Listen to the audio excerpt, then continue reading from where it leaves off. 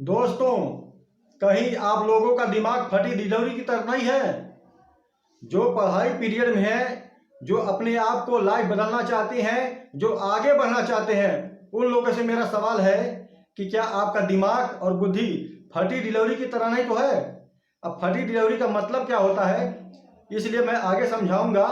उसके पहले आप वीडियो की स्किप मत करिएगा, वीडियो पे बना रहिएगा। वीडियो को पूरा जब देखेंगे तभी समझ में आएगा कि फटी डिलीवरी का मतलब क्या होता है, फटी डिलीवरी किसे कहते हैं। इसके पहले आप लोग मेरे चैनल पर अगर नए हैं तो चैनल को फटाफट सब्सक्राइब कर लीजिए, बेल आइकन को प्रेस करके लाइक के बटन को क्लिक करिएगा। चलिए दोस्तों, अब देखिए, जो बच्चे पढ़ाई पढ़ रहे हैं उनके जीवन में पढ़ाई से लेकर उसके बाद उनके जीवन में क्या है ये जानना जरूरी होता है। सिर्फ पढ़ाई है कि और सारे अनेक प्रकार के हैं? अगर अनेक प्रकार के और भी काम है, और भी विचार उधर घूम रहे हैं, अनर्गल विचार जो घूम रहे हैं इधर उधर, उनको रोकना पड़ेगा। जब रोकेंगे तभी पढ़ाई में आगे बढ़ पाएंगे, तभी एक नंबर पे आएंगे।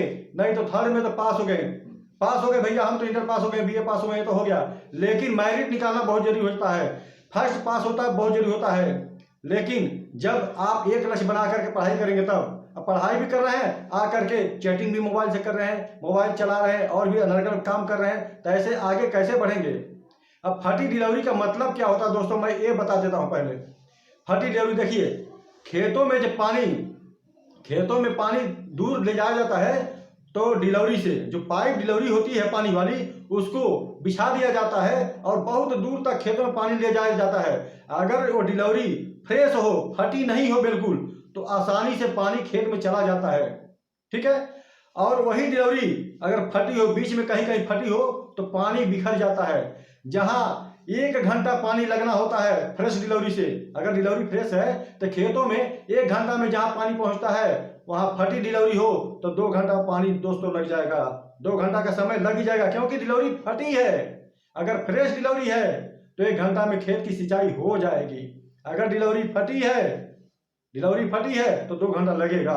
इसलिए सभी लोग अपने खेत में फ्रेश डिलीवरी लगाना चाहेंगे, ताकि हमारा समय कम लगे, बचत कम हो। इसी तरह डिलीवरी का माध्यम है। इस तरह आपका दिमाग अगर फटा हुआ है, हर जगह छेद है, इधर सुन लूं, इधर देख लूं, ये कर लूं, वो कर लूं, तो आप अपने लक्ष्य पर बहुत देर लग जाएगी पहुंचने में। जैसे डिलीवरी फटी है तो देर तक पानी पहुंचेगा, समय ज्यादा लग जाएगा। इसी तरह आपका दिमाग इधर तो घूमता रहेगा, इधर काम कर लूं, उधर कर लूं, जो भी बेकार बातें सोचते रहेंगे, करते रहेंगे, तो आपका पढ़ाई पीरियड बहुत लंबा हो जाएगा, आप सक्सेसफुल नहीं हो पाएंगे।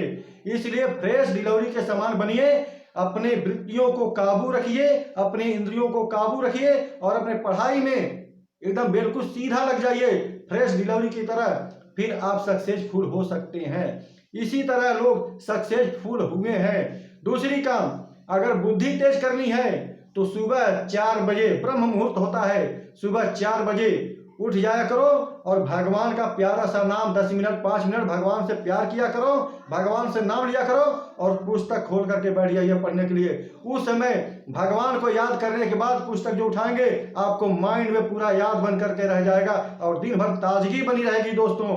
इसी तरह शाम के समय भी नहा धो के या हाथ गोड़ धो के अगरबत्ती भगवान को दिखा करके 5 मिनट भगवान का नाम ले करके और इस पढ़ने बैठेंगे, तो जितना पढ़ेंगे माइंड में एडजस्ट हो जाएगा। क्योंकि बुद्धि और ज्ञान कहां से होता है? सबसे भीतर होता है। बुद्धि और ज्ञान का बढ़ावा परमात्मा ही देते हैं और परमात्मा सबके अंदर विराजमान है। इसीलिए सर्वप्रथम परमात्मा से प्यार करिए, उसके बाद पढ़ाई पीरियड में ध्यान दीजिए, उसके बाद माता पिता का ख्याल रखिए, उसके बाद गांव समाज का ख्याल रखिए, उसके बाद अपना चरित्र पर ध्यान दीजिए, अपने स्वास्थ्य पर ध्यान दीजिए। स्वास्थ्य है तो सब कुछ है, विचार है तो सब कुछ है, पढ़ाई है तो सब कुछ है। अगर ये कुछ भी नहीं है तो कुछ भी नहीं है।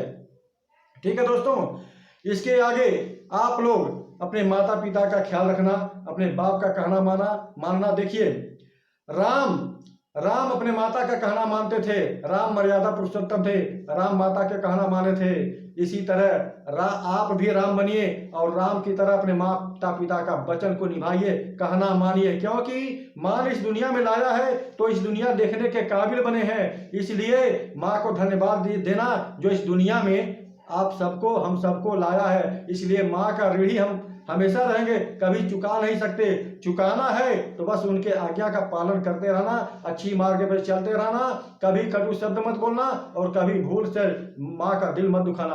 कहा जाता है भूलो सभी को मगर माँ बाप को भूलना नहीं, उपकार अगणित है उनके, इस बात को कभी भूलना नहीं। दोस्तों यही वीडियो यहीं पर समाप्त करते हैं। अगर आपको वीडियो अच्छी लगे हो तो चैनल प्लीज सब्सक्राइब करिएगा। नमस्कार।